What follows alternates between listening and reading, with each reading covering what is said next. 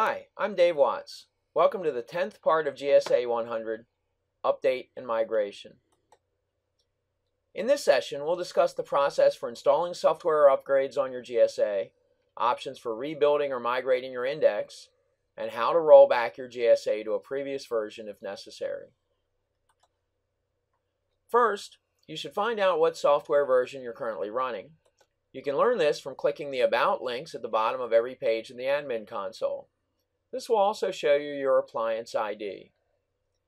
Next, you should find out what the latest software version is. You can find this out from the Google Enterprise Support Portal. You'll need a login for this, which you should have received when you purchased the appliance license.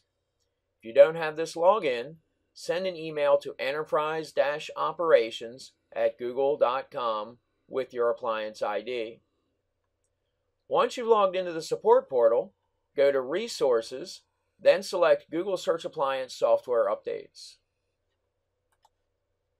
Here you'll see a table showing the latest version, along with the versions needed to upgrade to that version, and the supported hardware for that version.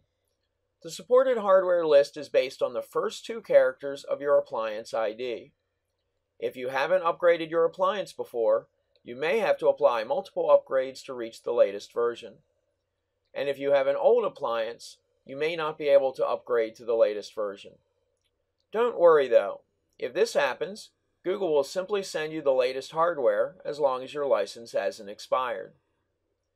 It is extremely important that you read the update instructions and release notes carefully. Each upgrade may have its own specific details that may not be obvious during the upgrade process.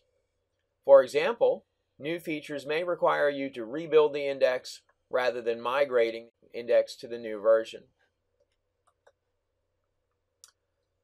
To install an update, log into Version Manager on your appliance. Version Manager listens on port 9941 and 9942 using HTTPS. You will need to log in with the account named admin that was created when you initially installed the appliance. Other administrator accounts do not have access to Version Manager. From here, you can put the URL to the upgrade patch right in the GSA, and as long as it can connect to the public internet, it can fetch the file. Upgrade patches can be very large though.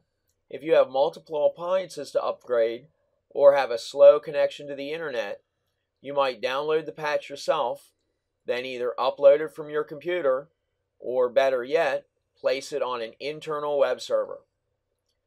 If you do download the patch yourself, you should verify the MD5 sum to ensure that the file wasn't truncated during the download process. In previous versions, each upgrade required two patches, one for the operating system and one for the software. Once you've upgraded to GSA 7.2, subsequent upgrades will require a single patch, which will include both operating system and software. For the software portion, the GSA will ask you whether you want to wipe the previous configuration and index, migrate the configuration, or migrate both the configuration and index. Remember, read the upgrade instructions before installation. If you wipe the previous configuration and index, your GSA will lose all configuration data. If you migrate the configuration but not the index, the GSA will have to reacquire all content.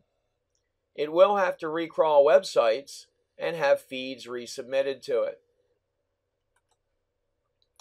Once installed, you will have the new software version and the previous one as well.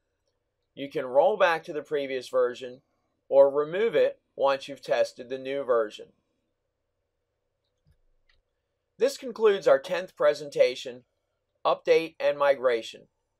Thank you for watching, and make sure to watch the other GSA 100 presentations.